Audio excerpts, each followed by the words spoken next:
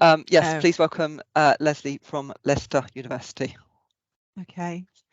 Yeah, I thought it was about time I stuck my head up and offered to do something at one of these sessions rather than just sit quietly in the background like I normally do. So we thought we would try this year, having had like quite a bit of a time not doing drop-in support, but like everybody else doing, on most people just doing appointments to see. So I'm going to click. So has it changed? Yes. Super. Right, here we go. Yeah, so I like it. If I'm talking about getting in what we're trying to reintroducing, I thought we'd to quickly just summarize what we were doing before the pandemic hit. So until February 2019, which feels like an awful long time ago now, this is the system I inherited when I joined Leicester, that we had 3 hours per day run by postgrads, and Monday to Friday, and same time, same location. So that was until February 2019. And then something horrible happened to us, really. Well, not necessarily horrible, but we then restarted again in October 2019. So we basically had 6 months where I was on my own doing what I could, without any support from my postgrads. And this is because the university decreed in that we couldn't have it's about casualisation of posts, which, so on one side I totally agree with it, that we were employing people year on year, but on the other hand, the casual nature of the posts suited the postgrads who were in them.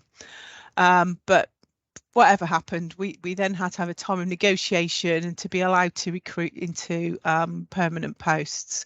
So unfortunately, that brought us fewer hours, so our staffing levels were reduced. Also, the Academic Skills Centre that the university was formed so that they could offer support, one-to-one support for students in study skills, writing, and the normal things to go for there. But we still maintain that drop-in is the way to go. So we had we were in the same room as it happens, but the room was rearranged and it became more conducive to doing drop-ins, because instead of having sofas in there, we had tables and chairs, which is much better in terms of actually, if you've got a queue of students, at least they can sit down and get the workout ready. And that's what we did. We had a dedicated drop-in on Thursdays, which were very popular, so we made sure no appointments were booked then. And that worked really well. You're typically having between 10 and 20 students coming to those. And our appointments booking increased because, well, the operation mode for the academic skills side, the study skills side, was very much appointment led. And to some extent, we kind of had to fit in with that. But it was working well. And then, of course, shut down. So everybody else. So our new normal, where we are, so trying to operate within our new normal. If I explain what our new normal is, some of these are university level and some of them are at our level. So we have this thing, for those who are not familiar with Leicester, called WorkSmart, which affects professional services.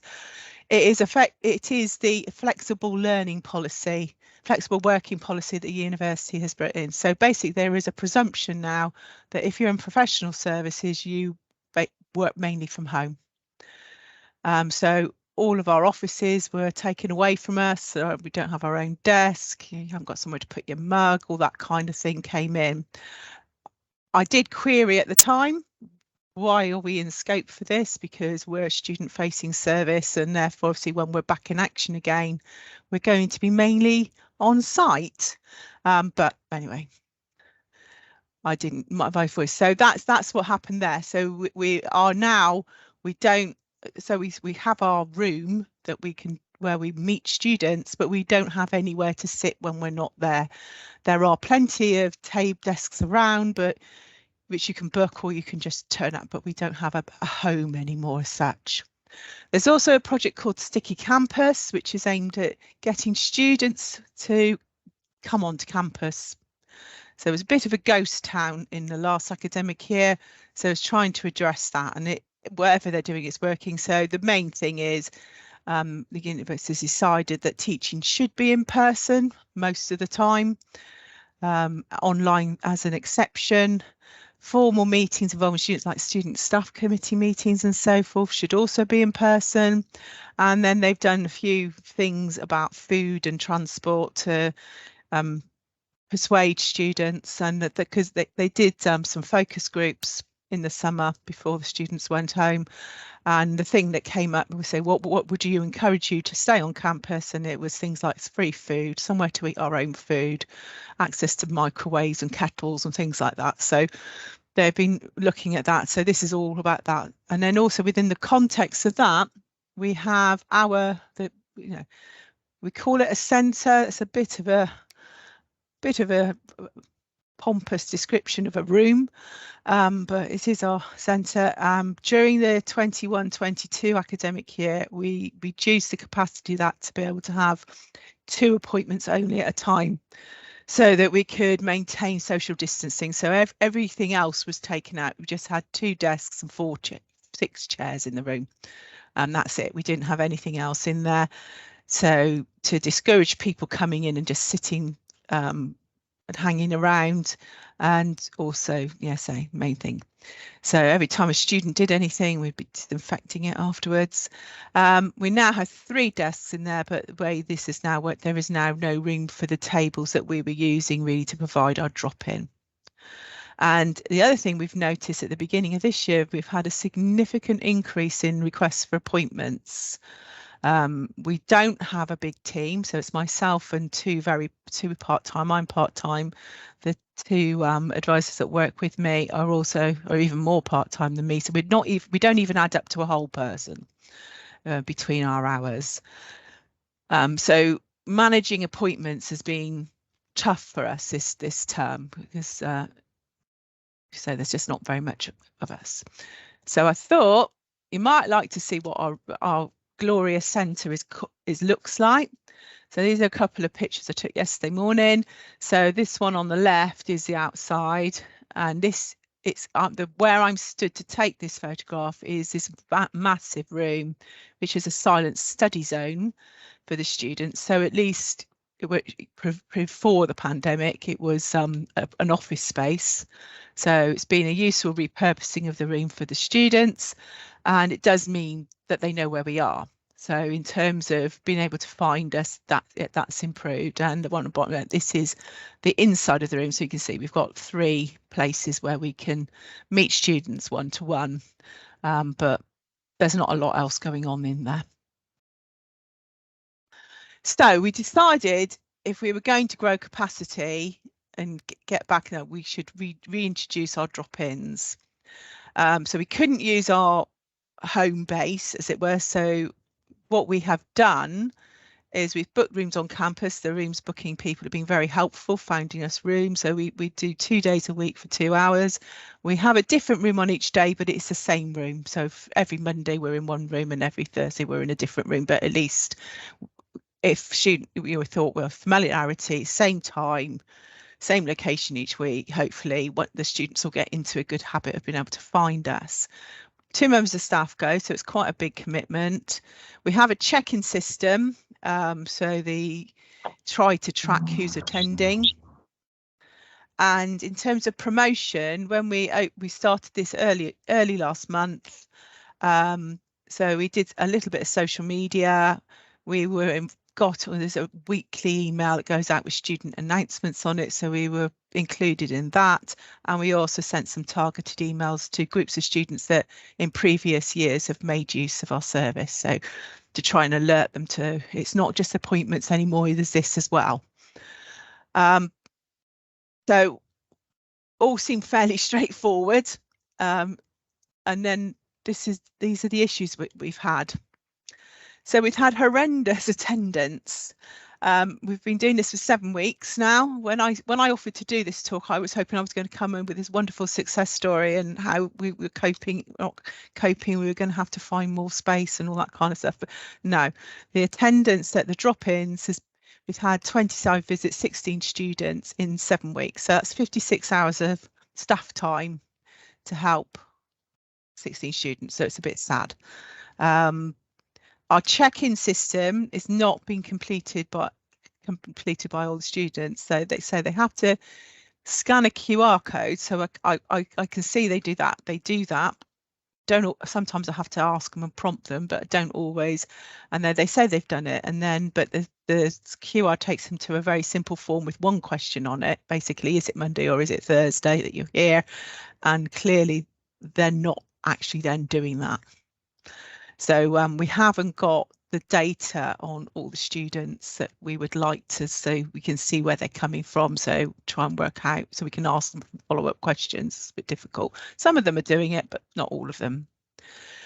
We've had to say a big uptake, a big increase in number of appointments that are being requested by students. So because the awareness of the service is okay in itself, but this means we haven't had time to do any further promotion at a time we really need to do it, because we really need to be trying to push students or encourage students towards drop-ins where we can deal with more students in the same time. But we just haven't got the time to think about it. The other issue is we always find any time we do a promotion of anything for the centre, where even if it's like for something on the study skills side, we will, because they're then promoting the existence of the centre, we will always then see everybody sees a kind of increase in demand for appointments. We're still waiting for our website to be updated. We completed all the stuff for this in September, so we completed all the updates that we wanted to do, but it's still not been uploaded. So university's changing what happens in the background of the website and the permissions, and for some reason it's not happened yet. So that's a bit of a problem. But I think our biggest issue is our mindset. The mindset of ourselves as members of staff and also of the students. We have really enjoyed not being as busy over the pandemic times, and being entirely point-led. It's been really nice, because you meet students, you get time to see them, you might see them several times, and you can see their progress. So I think we've quite like that, but obviously we can't see very many students if we do that. And I also think the students see the drop-in as a second-rate offering. So they kind of think, oh, because everything that you can see, particularly with the website, kind of says book an appointment, doesn't really mention drop-ins. I think they feel as the drop-in is, well, if I can't get an appointment, then okay, I suppose I'll go to a drop-in, rather than I'll go to the drop-in, and if I need more help, I can have an appointment. So what's next? So dropping the drop-ins for next term. We're going to go back to appointment only for the remainder of the year, because the amount of resource we're using, we just can't afford to continue to use that resource, because the pressure it's putting on the rest of our time is quite intense. The academic skills staff centre staffing is increasing, not our side of it yet. Hopefully that will happen, but not saying so. That space we have at the moment just simply won't be big enough. So a case is being made that we have a larger space. So we're hoping that might happen over the summer. And considering changes to our delivery modes, so this is specifically for maths, looking at perhaps doing online drop-ins, which might be a bit easier to do than trying to physical ones, because then we're not limited by availability of rooms. Offering shorter appointments rather than all being 45 minutes, which is what we currently offer, and trying to give the students this idea of self-booking. So if we can say that these are the options, you can have a short appointment today, but if you wait a week, you can have a longer appointment, or can attend, drop in. We might encourage them to see at least what the options are, because I think at the moment they just think it's appointments, and we are having to tell them what else we can offer. And hopefully the website updates will happen soon, and again we can change things what's happened. And then the last one is changing our mindset. I said it's been so lovely being able to be being basically offering unpaid support in terms of people having a private tuition.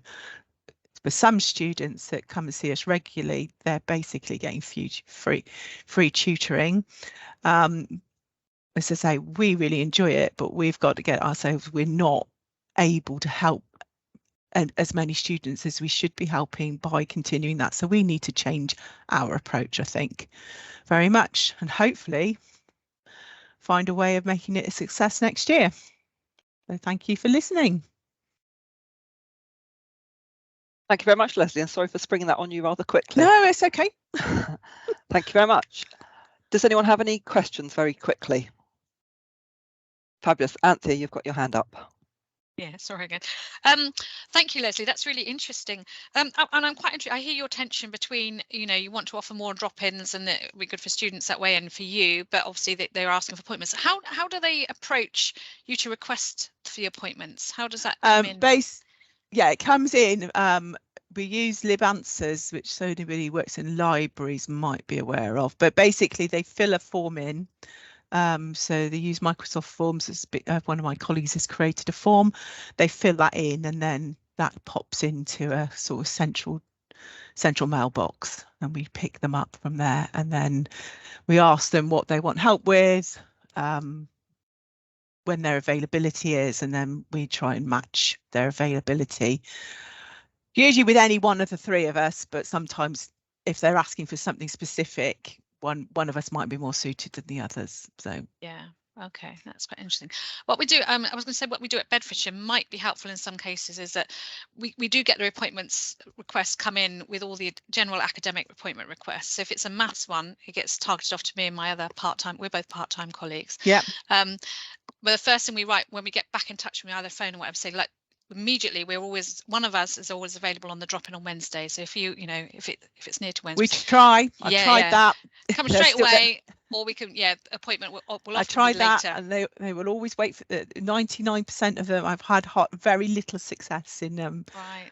The only time it's worked is when they've had an assessment coming up, and they want an appointment before the assessment. Yeah. Then it works. Then it worked that week. It worked that week. We did manage to get a few come our way, but other than that, they normally wait. Oh no, it's all right. I'll come and see you next week. Then I'm thinking, okay. Yeah, excellent. Thank you. Thanks, Leslie. Okay. Fab. Andy, have you got a question? Just a quick comment. Do you think there's any connection between like the sticky campus thing, that students aren't coming in and hanging around on campus anymore? So are they less likely to want drop-in support because they're being more focused about, I'm going in on Tuesday this week, so I want to make sure I do that on Tuesday. Yeah, I mean, the idea with the sticky campus is that the project is aiming to get them to come in on it, come in more and stay all day. So if they've got a lecture in the morning, to stay on campus and not disappear. Reality is, I mean, we're definitely busier. The campus is definitely, it's unrecognisable from 12 months ago in terms of how the level of students that are hanging around. But still, I've got some students who, when you're negotiating in a department, they say, oh, well, I'm in campus on Monday and Thursday for lectures, so can I see you on Tuesday online? And I go, okay. So they're actually choosing to we're still doing a lot of online appointments because some students are finding it that they would rather do that from home when they're kind of got the whole setup rather than come in. So it is an interesting aspect, but then we've also got noticeably some who are sick to death of online learning and will hold out for a face-to-face appointment. But even they, I can't persuade them. Oh, going to the drop-in is just as good, honest, but it's not working. Thanks. And Rob. Hi. Yeah, thanks, Leslie. First of all, just a comment that I think we in Cardiff are seeing similar issues around kind of re-establishing our service, let's say. And thankfully numbers are picking up, but it's been a very slow burner over last year and the start of this academic year as well. I was wondering about, you said about changing rooms for the drop-ins, and that they're in different rooms to before, but at different times, but the same ones each week. Is there something around potentially the location or something of that? I'm just thinking back to, I believe, some work that Duncan and Tony did previously and how an impact in just changing a space. Yeah, I agree. I mean, ideally we'd like it to be in our space. because then they know, well, if I want math support, that's the room I always go to. And I think that would make a lot more sense, but that space just isn't viable. So we've had to go. So the rooms we have are very good. I mean, I'll be give the room booking people their due. They have found us 2 good rooms.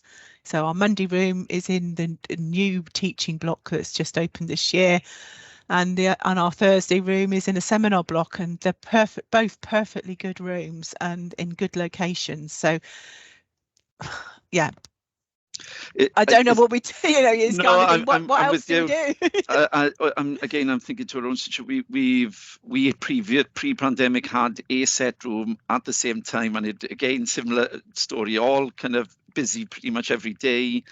And it was a space where people would come and work, even if they didn't want support. So there was that kind of element to it.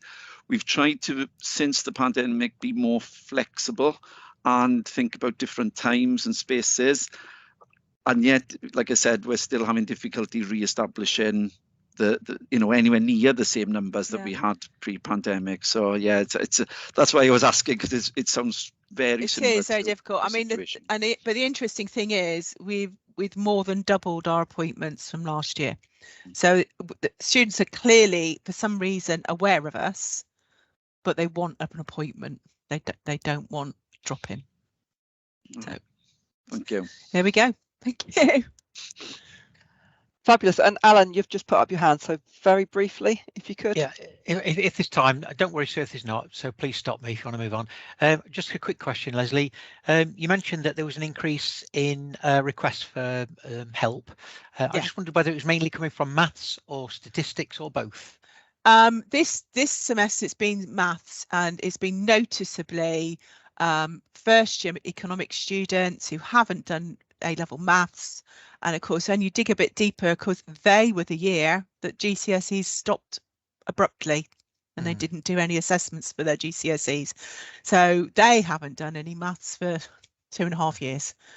So it's very, very noticeably that group of students, first year economics students, for maths. They're starting to ask about statistics now, because they're starting to realise they don't understand their statistics module either. So, but mostly maths. Thanks.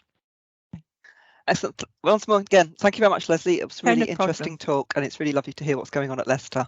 Thank you. So, thank you very much. Thank you.